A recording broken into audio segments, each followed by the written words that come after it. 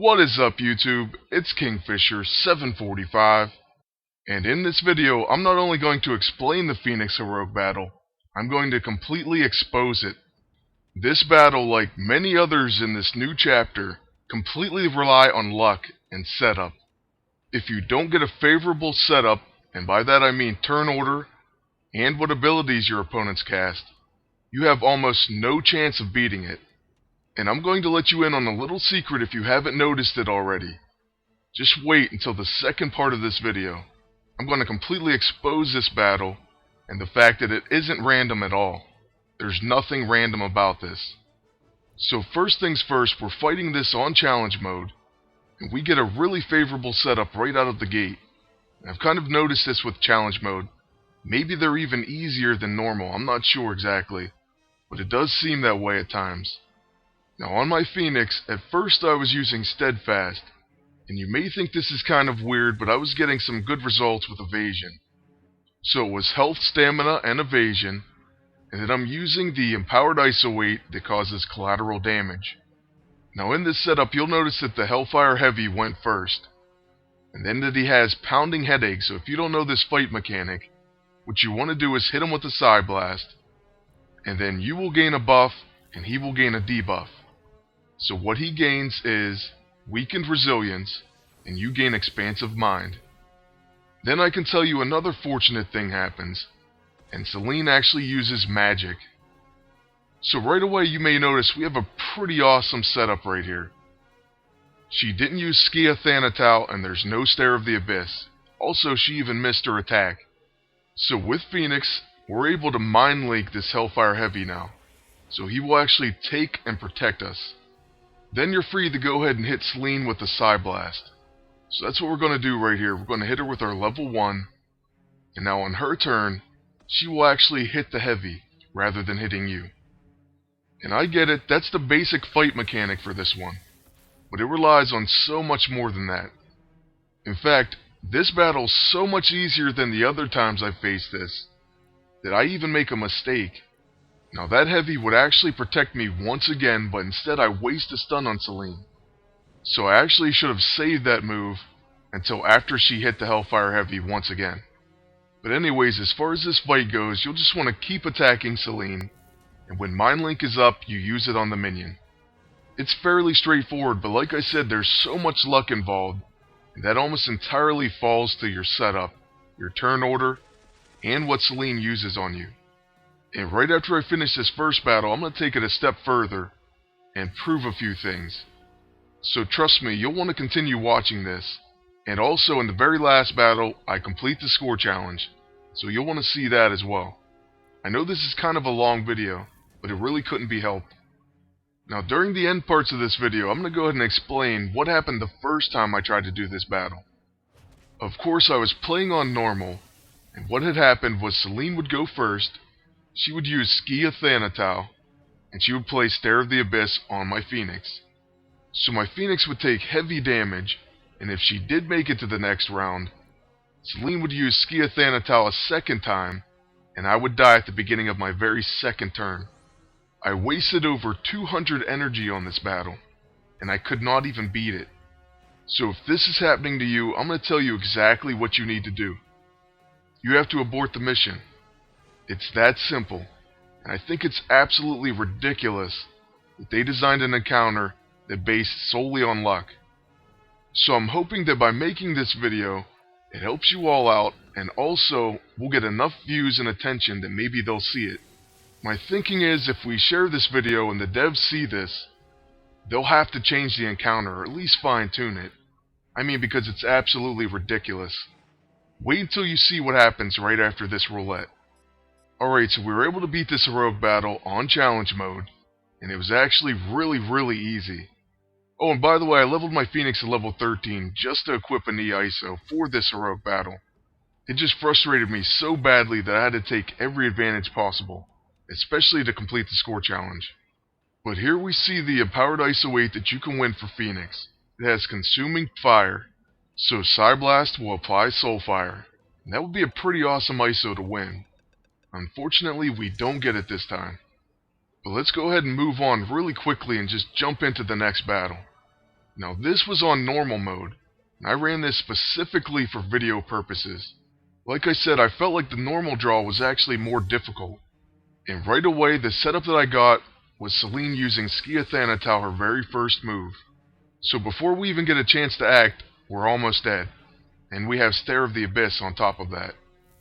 Of course, we're going to use Psy Blast, that way we can open the heavy up to Mind Link. It's pretty much what we have to do. And then at least Celine uses magic, because before in the past, she used Skia Thanatal a second time on me. And that was where I wasted all that energy, and it really was absolutely unbeatable. The other problem was Death and Rebirth never procced, so at least it's proccing now. That gives us a little bit of a chance because we're going to Mind Link that heavy, and he will protect us. But I'm sure you can see the problem with the score challenge. Our health is way too low to complete it.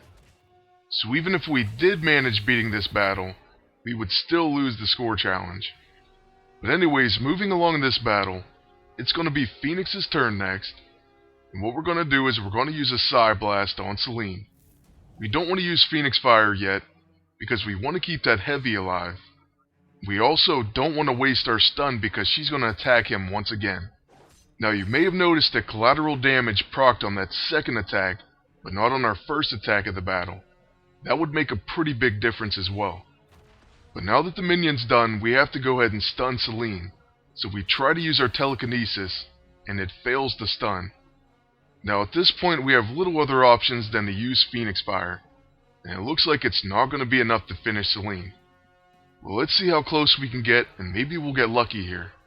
So we use Phoenix Fire, we drop her to 1523. Now watch, she goes down to 809 health. She hits us with Skia Thanatal, and that's the end. So let's go ahead and run this battle again. And I promise you that these are all separate battles of me going back in on the same encounter. But what do we have here? Celine attacks first with the Skia Thanatal. The same exact thing as last time, right? Well, I'm sure that may not shock many of you. You know that when you go back in an encounter, it's the same turn order and they use the same abilities. But let me tell you, it doesn't even end there. On our Psy Blast, we didn't get collateral damage. The same as last battle. So yes, they're using the same abilities, but we're also not getting procs. Now keep watching. We go ahead and use Mind Link on the Hellfire Heavy. And in the last battle, we were hoping to get collateral damage once we single targeted Celine. But watch what happens when we use Psy Blast. We hit her, and once again don't proc collateral damage. So I started to notice a pattern here. Now at this point, Celine's going to go ahead and hit the Hellfire Heavy with the magic attack. And then he's going to be conflicted. And that's the way the battle's supposed to go, so I'm not trying to point that out for any weird reason. But we're going to go ahead and use another Psy Blast on Celine. Last time this procced collateral damage, and it does so again. And then in the last battle, Celine used Skia Thanatal right now. So that's exactly what she did. Now at this point, just like last time, we really needed a stun. So we used Telekinesis, and it fails. So that's 2 battles in a row with the exact same moves and the exact same procs. Not only that, we're going to use Phoenix Fire, and then the burning is going to proc on Celine.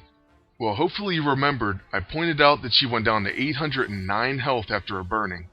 That's exactly where she ends up a second time in a row. And maybe even stranger, I just went back and reviewed. Phoenix was at 1138 health, and she was at 1138 once again. Now, if you thought that was weird luck or weird timing, you'll want to watch this. It's a 3rd battle in a row, and I haven't aborted the mission, so we have the same exact turn order and same exact setup. Of course the computer's going to use the same exact abilities when they have the same turn order. This isn't even the really frustrating part or really concerning part to me. What concerns me is the fact that we have the same exact procs in every battle. And by the end of this video, I'm going to definitely prove this without a doubt. So here we are again, we use Mind Link, and now we're going to Psy Blast Celine. We really need that collateral damage as early as possible, but we don't get it again. There goes Celine's magic attack as usual, and then the minion's going to be conflicted, of course. So next turn we're going to use another Psy Blast, and this time let's see if we get collateral damage. mean, it's supposed to have a percentage to proc, right? And there it is, just like last time. We get the collateral damage right then when we're at 2,289 health. Thanatal comes at the exact right moment. Then we're going to use a Telekinesis that we have to have stun. And for a third time in a row, it doesn't stun at the same exact time in the battle. Now that Selene won, we're going to use Phoenix Fire just like before. I mean, it's pretty much a broken record. She drops to 1523, and now after the burning, there she is at 809 health. Now I know I've probably made my point by now, but I really want to hammer this home, so let's do it one more time. And you know what they say about the definition of insanity, is doing the same thing over and over again, and expecting a different result. And that's exactly what this battle is. But seriously, what I'm hoping to do here is number one, help you all out, and show you exactly what you need to do, and that's abort the mission. Don't keep banging your head into a wall. It's not going to change. This is going to save you so much time and energy. So just abort the mission, like I say. Secondly, I'm hoping that some devs actually watch this video, and that they fine-tune this encounter. It needs to be made fair, and the fact that it's 100% scripted, even down to every single proc, depending on what setup you get, actually really upsets me, and I think it should upset you as well. You know, before today and the fact that I saw this exact same pattern and recorded it, I was actually thinking like, oh, maybe next time I'll get that stun and I'll have it beat. But the fact was, there was no chance of it. I mean, just look at this, we're at 2,289 health, and we get collateral damage again. The exact same point every single time. Then we're going to use that Telekinesis that we really need, and there's no stun. So yeah, you can guess exactly what she's going to finish at. She's going to finish with 809 health, right after this Phoenix Fire, and then she takes that burning. So there she is, 1523 again, and now 809. And this is where I pretty much gave up, and I was just like, alright, I'm aborting the mission right after this. I figured I had a pretty decent sample size and plenty for a video. In fact, this ends up being a pretty long video, and I'm sorry for that. But I restarted the mission, we completely aborted, fought back to the heroic battle, and now this time, Selene goes first and uses magic. So it's already changed. And this is going to be the time we beat the score challenge, so you may want to take note and possibly look for this same exact setup. That way you can get the score challenge as well. Not only did we get lucky with what move she did, we proc collateral damage on her very first attack. Now this is where we may have got lucky, and the dodge procs I'm not 100% sure on. That may not trigger every time. I'm thinking that could possibly be the one thing that isn't 100% scripted. Then again, there's no way to tell. And the reason for this is because I end up winning the battle, so it's not like I'm going to run the same setup a second time. But look at all these collateral damage procs, it's insane. For the last 4 encounters or more, I think it was 4 in a row, I couldn't get it to proc until a very certain time in the battle. This time our first 2 attacks procs it. But anyways, the fight's going pretty smoothly, and we're going to use a Psy Blast on Selene. Now she's going to attack that Hellfire Heavy once again, and this is going to finish him off. So at this point, everything's going according to plan, and it's working out quite well. But we have to hope that we get a Telekinesis stun. I think just to make things more interesting, it didn't stun. But still, we do have a pretty decent amount of health, and she uses a magic which misses. So yes, even when I did complete it, it does rely on luck, but like I showed, it's pretty much scripted, so you just have to hope that you get this as well. And if you're having trouble beating it, period, you'll definitely want to abort. Unfortunately, that's how many of the heroic battles are this chapter, and it's really frustrating, and it's made me quite upset with the game. So please, if this helped you or opened your eyes or anything like that, share this with as many people as you can. And let's hope the devs see it and they change these encounters. Whether or not we beat this encounter or get the score challenge or unlock the new Daredevil costume shouldn't rely solely on luck. So if you agree with me and you like this video, go ahead and leave a rating. Also, feel free to comment. If someone wants to share this on the forums, then please be my guest. And as far as future videos, I should be back on track. There was actually a holiday where I'm from, so there was a lot of family in town. But after this weekend, I should be making videos quite often once again. We're going to focus on the rest of Chapter 3, as well as that new Daredevil costume. So that's going to be it for this one. I hope you enjoyed it. I really hope it helped, and I want to thank you all for watching. Until next time, good luck and take care.